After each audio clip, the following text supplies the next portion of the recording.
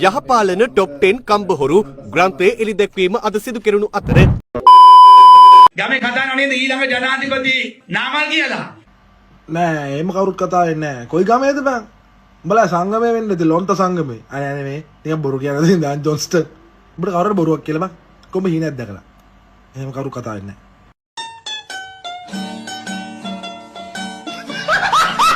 ඔය නාමල් කියන්නේ මහා මෝඩ හරකෙක් මහා ගොන් තකතිරු මෝඩෙක් ඕකා ඌට පුළුවන් ඌ තාත්තයි බාප්පලා ඉඳදී හොරකම් කරලා කාලා මේ රජයට කොන්දපන්ද මදි හැබැයි ඒක අපි බලාපොරොත්තු වෙනවා මේ අවුරුදු 5 තුල ඒක කරේ නැත්නම් අපි මේ ආණ්ඩුවට ඡන්දෙ දෙන්නෙත් නැහැ මොකද ඌ නීලකාත හොරු ඌ හිරේ දාන්න නීති අනුකූල හොරකම් කරපුවා ඔප්පු කරලා ඌගේ තාත්තා එනම් ඔය නමවත් කියනවට කැමති නැහැ ඒ තරම් මේ රටට සාපයක් වෙච්චි පිළලයක් ඔව්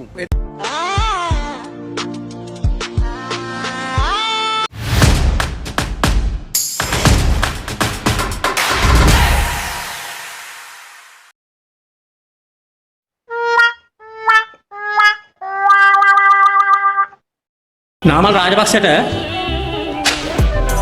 නීතිය පිළිබඳ උපාධියක් නැහැ. No God! ඔය ඉන්දියාවේ මොකක් හරි සාහිත්‍යකාරයෙක් ඇවිල්ලා මෙහෙ ලෝ එන්ට්‍රන්ස් කරලා වෙන කෙනෙක් තමයි ලිව්වේ. ලෝ ෆැකල්ටි ප්‍රින්සිපල් උත් ඒක උදව් කෙරුවා. ලෝ කෙනෙක් වුණා. ඊට පස්සේ නාමල් රාජපක්ෂ එනවා ශ්‍රී ජයවර්ධන විශ්වවිද්‍යාලයේ අපරාධ විද්‍යාව පිළිබඳ පශ්චාත්තුපාදිය කරන්න ලියාපදිංචි වෙනවා. ඒතර ඒකට දෙන අධ්‍යයන මණ්ඩලයක් එකක් තියෙනවා. සෝෂල් සයන්සස් බෝඩ් එක. ඔය අධ්‍යයන මණ්ඩලයේ ප්‍රශ්න අපි මම තවත් මහාචාර්යවරයෙක් ප්‍රශ්නයක් මත කිව්වා. මෙයාගේ පළවෙනි උපාධිය කුමක්ද? පශ්චාත්තුපාදිය කරන්න පළවෙනි උපාධියක් තියෙනවා. ෆස්ට් ඩිග්‍රියක් තියෙන්න ඕන. මොකද්ද මෙයාගේ පළවෙනි උපාධිය? බලපන් මෙයාට පළවෙනි උපාධියක් නැහැ.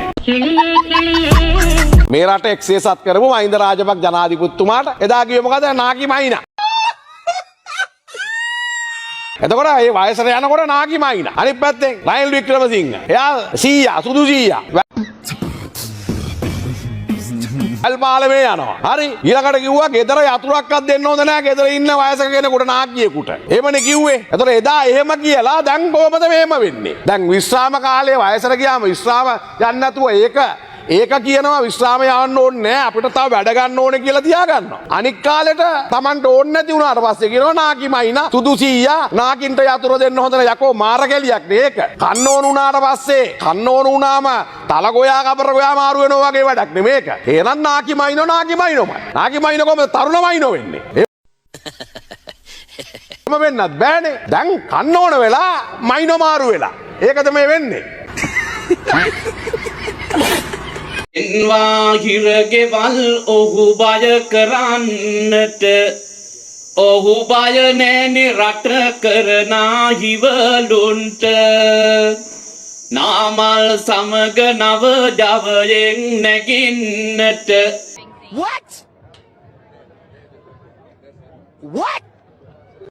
අත් පොලසමක් දෙමු ආදර නාමල්ට මාතර ඉරගෙදර ඇරලා ඔක්කොටම ගෙදර යන්න කිව්වා. ඕන ගණන් හදලා බලන්න. සේරම ගෙදර ගියා. මාස 5කට 6කට පස්සේ මාස 2කට විතර පස්සේ කට්ටියට ආපහු වාර්තා කරන්න කිව්වා. ගම වටියේ මේ යනවා. මොකද්ද මේ කරන්න ලෑස්ති වෙන්නේ කියන්නේ මේ 29ක් ෂුවර් නැහැ නේද? බොරු කියන්න ඕනේ නැහැ නේ. විපක්ෂ නායක දර්ශට ගන්න බලාගෙන බොරුට ව්‍යංගාර්ථයෙන් ඉන්නවා. මොකද්ද මේ අතර මේ කරන්නේ නිකන් රෙස්ට් එකේ වැඩේ කරන්න පුළුවන් වැඩක් නෙමෙයි. අපි පැහැදිලිවම ඊළඟ මැතිවරණයේ ජයග්‍රාහී බලවේගයේ ශ්‍රී ලංකා පොත්ජන පෙරමුණ වටා එක රාශී වෙනවා. ඉතින් අද ගම්මට්ටමට අපි යනකොට අපි අපෙන් ඈත් වෙච්ච දුරස් වෙච්ච බොහෝ පාක්ෂිකයෝ එක්ක අපි සාකච්ඡා කරනවා. ඉතින් a few moments later මුළු රටම අනාථ වෙලා දුක් විඳින්දි ඔය සෙට් එකෙම එකතු වෙලා සැපවින්දා. මිනිස්සුන්ගේ දුක දැනුන්නේ දැන් මොකද වෙලා තියෙන දෙක දැන් කට්ටිය ඇතුළට යන්න වෙන හන්ද ඒ බයට දැන් දඟලන්නේ රටේ මිනිස්සු දුක් විඳිනකොට ඒගලන්ට ඒව දැනුන්නේ ඒවට උද්ඝෝෂණය කරන්න ආවද රටේ මිනිස්සු දුක් විඳිනකොට කන්න නැතුව තෙල් පෝලිං වල අම්මලා තාත්තලා මැරෙද්දි ඇස් වලට බෙහෙත් දාන්න ගිහලා වැරදි බෙහෙත් දීලා ඉස්පිතාලවල ලෙඩු මැරෙද්දි ඒගලන්ට දැනුණාද නෑ දැන් ඒගොල්ලෝ ඇතුළට යන්න වෙන හන්ද දැන් දැනিলা තියෙන්නේ ඒගොල්ලන්ගේ වාසියට එකම එකයි කියන්න තියෙන්නේ මුම් මේ තව මාසයක් දෙකක් ඇතුළත ඔය ඇතුළට යන සෙට් එක තමයි ඔය දැන් බහලා මේක කුජිත කරන්න දන්නේ කරන්න දෙන්නේ නැහැ. ඕන් ටික ඔක්කොම ඇතුළට යවලා තමයි මේ ආණ්ඩුව රැකගන්නේ අපි. බය වෙලා අනිවාර්යෙන් මුන් ටික බය වෙලා ඉන්නේ. ඔය එක එකාගේ පිල්ලි අවතාර.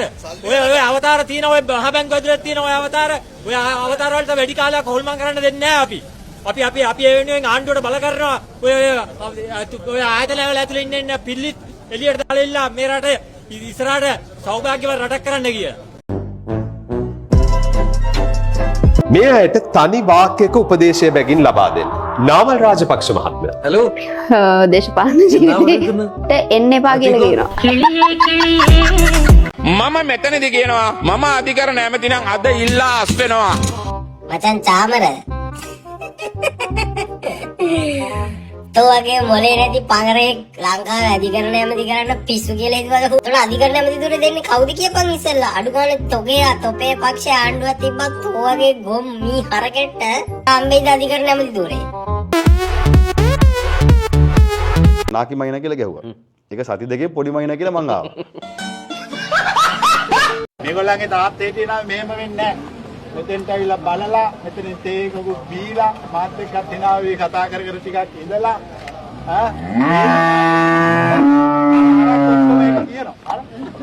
දැක්කද? මොකද ඒගොල්ලොත් ඒක දන්නේ. තුන්ට ඉව තියෙනවා මිනිස්සුන්ට වඩා. ලෝකේ ඉන්න වැඩියෙන්ම හීල වෙන සතා තමයි මීහරක. මුචම්ම ගොම්මඩ හිනායනවා ඒක අහන්න එපයි කියලා. මුචම්ම ගොම්මඩ හිනායනවා ඒක අහන්න එපයි කියලා. දේශීය ආච්චි කියන්නේ කවුද ඇත්තරම? අපේ ආච්චිගේ අම්මගේ සහෝදරිය. අම්මගේ පුංචි අම්මා. ඒ කියන්නේ ඔබේ අම්මගේ පුංචි අම්මා. අම්මගේ පුංචි අම්මා. ඒ වයස කීයක් විතර මුචම්ම ගොම්මඩ හිනායනවා ඒක අහන්න එපයි කියලා.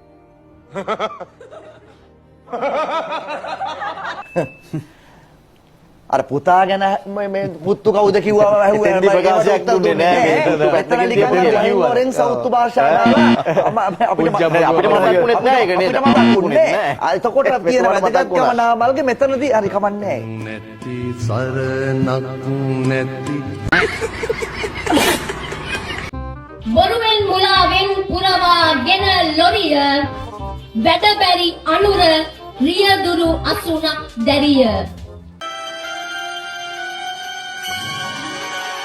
ජනතාවගේ දුක් දුන්නස් සොරිය දැන් එළඹෙන්නේ සටනේ හොඳමම හරිය මතක තියාගන්න මේ සටන අපි නවත්තන්නේ 2029 නාමල් රාජපක්ෂ ජනාධිපති කරගන්න මිසක් අන්තවාදී නිසවසවල පාස්කුද ප්‍රහාරය ඇති කරා. එදා ආණ්ඩුවක යට ගැහුවා. එදා ආණ්ඩුව පාස්කුද ප්‍රහාරය වළක්වා ගන්න තිබිච්ච නිලධාරීන් ක්‍රියාත්මක වුණේ නැහැ. අද මේ ආණ්ඩුව බලයට ඇවිල්ලා යට ගහපු ෆයිල් හංගපු බුද්ධාච වාර්තා හංගන් හිටපු නිලධාරීන්ව ආරක්ෂා කළා. යුද්ධය අවසන් කරන්න රණවිරුවන්ට බුද්ධාචර නායකත්වයේ දීපු නිලධාරීන්ව දිලගත කළා. ලන්න ගත්තම කෙඳිරි ගන්න නම් එපා කියලා. අපි කෙඳිරි ගන්න නැහැ නේ තමයි. ලංකාවෙන් පිට ලෝකේ ඕනම රටක වෙනත් ග්‍රහ ලෝකයකට යන්න ඕන නම් ඒ යන්න, හඳට යන්න ඕන නම් ඒත් යන්න. ඔබතුමාට විශ්වාසයෙන් ඔබතුමා කියන්නේ. මා අභියෝග කරනවා. ඔතෙන් ඒක බලාපොරොත්තු වගේ තුමාගේ කටෙන් මන් නිදොස් කො නිදාස් කියලා කියවගෙන රටක මුගන්ඩාව බැරි නම් අඟහරු ලෝකේ හරි කමක් නැහැ. හොරකමක් උනේම නැද්ද? ලෝක වටේ ගිහිල්ලා මගේ තාත්තගේ දේපොළ හෙව්වා. ආයේ ලෝක වටේ නිලධාරිය යවන්න. ආයේ හොයාගෙන එන්න. දැන් අභියෝග කරන උගන්ඩාව නෙවෙයි තව රටක තියෙනවා කියලා දැන්. ඒක මහත් එක්ක නෑ දන්නවා කියලා තියෙන රට. ඊට පස්සේ ජනාධිපතිවරයෙක් ඔය චෙක් එක දැක්කා කියලා දැන් සාකිකාරයෝ දෙන්නෙක් ඉන්නවා. මේ සාකිකාරයෝ දෙන්නා සාකිකාරයෝ කරන්න. ජනාධිපතිවරයා කිව්වේ ඩොලර් මිලියනයක් දැක්කා. ඒ කියන්නේ මිලියන නැහැ මිලියන 100ක්. ඩොලර් මිලියනයක් නේ? නෑ ලොකු ගාණක් නෙවෙයි මිලියන 100ක් වගේ. ඔබ කියන්නේ මේ රනිල් වික්‍රමසිංහ මහත්මයාගෙන් ප්‍රශ්න කළේ හැබැයි ඔබ කියලා කිව්වේ නෑ ඍජුව. නම කිව්වේ නෑනේ. නෑ කවුරු දැක්ක කියනවා හිටපු ජනාධිපතිවරයෙක් මම මගේ ඇස් දෙකෙන් දැක්කා. දැකපු කෙනෙක් ටීම් එකත් ඇරියා. ඇරියාට ප්‍රශ්නේ තියෙන්නේ මේක ප්‍රූව් කරන්න බෑ මොකද මේ ඩොකියුමන්ට්ස් ඔක්කොම ඔරිජිනල් නෙමෙයි. ඔරිජිනල් නෙමෙයි නැතිනේ ඔරිජිනල් නෑ. එතුමා දැකලා තියෙන්නේ ෆේක් එකක්. ඒක හරිය ආඹු සිදුවීමක්. සහ අනිකුත් සියලුම අයට විරුද්ධව පැමිණි දාලා තියෙන්නේ එතුමාමයි. පැමිණි දාලා තියෙන කියන්නේ දූෂ්‍ය විරෝධී කමිටුවටද? කමිටුවට දාලා තියෙන්නේ 2015. 15. ඔව්.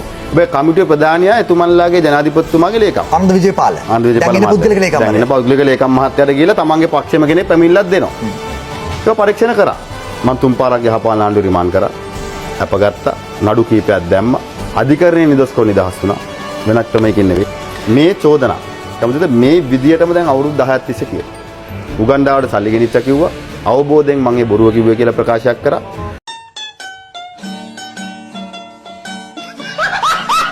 මම ගියාට පස්සේ මාව හොයන්න එපයි කියන්නේ. මම ඉන්න වෙලාවක තියෙන ප්‍රශ්නයක් මගේ මූණට අහන්න කියන්නේ. උදේ ඉඳන් හවස වෙනකම් මාව හොයනවා. ඉන්න වෙලාවේ බුදියාගෙන ඉන්නවා.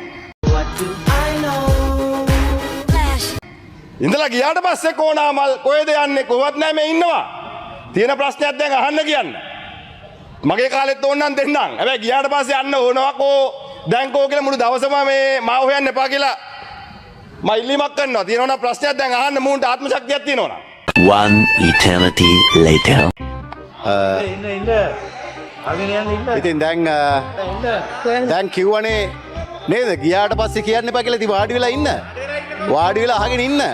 මොකද මේක පුරුද්දක් කරගෙන තියෙන්නේ.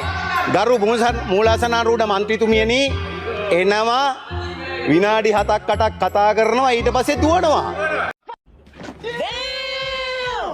ඉතින් අපි කතා කරගෙන ඉන්න. හරි ඔයා කහින් නැතුව ඉන්නකෝ. හරිද? නල්ල පයිත්‍යං. ඉරිංග නල්ල පයිත්‍යං.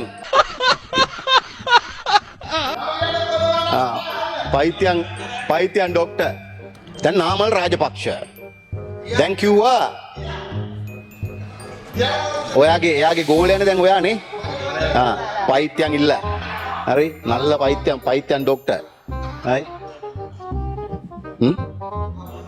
ඒ නිසා කරුණා කරලා ගරු මූලාසනාරූඪ මන්ත්‍රීතුමියනි නාමල්ගේ මේ ගෝල මන්ත්‍රීතුමාට කියන්න නිහඬව ඉන්න කියලා. එයා වෙනුවෙන් උත්තර දීලා හරියන්නේ නැහැ. එයා ඉන්න ඕන මෙතන. ඒ නිසා කොන්ද පණ තියෙන නිසා තමයි නම කියන්නේ. හරි කොන්ද පණ නිසා තමයි නම කියන්නේ. ඔයා කවුද? ඔයාගේ නම කියන්න. ඔයා කවුද? ඔයාගේ නම කියන්න මම. ආයේ මොන කතාවද කර සභාපතිතුමිය? මේ නඩු එනකොට තමයි ඔබ තමුන්නාසලා පැහැදිලිවම ලෑස්ති වෙන්නේ මේ අධිකරණ පද්ධතියට බලපෑමක් කළා Tamanට ඕනි විදිහට අධිකරණ පද්ධතිය හසුරුවන්න. හැබැයි ඔබතුමාලා කියන්නේ මොකද්ද? මේ විපක්ෂය බය වෙලා නැහැ. විපක්ෂය නෙවෙයි. ආණ්ඩු පක්ෂය බය වෙලා තියෙන්නේ. විශේෂයෙන්ම අපි දන්නවා පහුගිය කාලේ 2013 අපිට මතකයි. ශිරාණි බණ්ඩාරනායක නාමල් රාජපක්ෂ ඕගොල්ලන්ගේ ආණ්ඩුව මේ පාර්ලිමේන්තුවට ගෙනල්ලා නඩු අහලා අගමිනිසුරු දූරෙන් ඉවත් කරපු හැටි. ඒවා මේ රටේ ජනතාවට අමතක නැහැ. මරු මාරයි. අද ඔබ තමුන්නාසලා මොකද කරන්නේ? ඒ සියලු ප්‍රශ්න පැත්තක තියලා ඔබේ අවශ්‍යතාවය මත මම වගකීමකින් කියන්නේ. ඔබේ ගැළවීම සඳහා ඔබ තමුන්නාසලාගේ ආරක්ෂාව සඳහා ගරු විනිශ්චයකාරවරුන්ගේ කාලය දික් කරනවා. දැන් මම දැක්ක මේ සමහර ඇමතිවරු මන්ත්‍රීවරු කියනවා මේ විනිශ්චයකාරවරුන්ගේ කාලය දික් කිරීමට විරුද්ධ වෙන්නේ හොරුලු. ප්‍රශ්න තියෙන අය.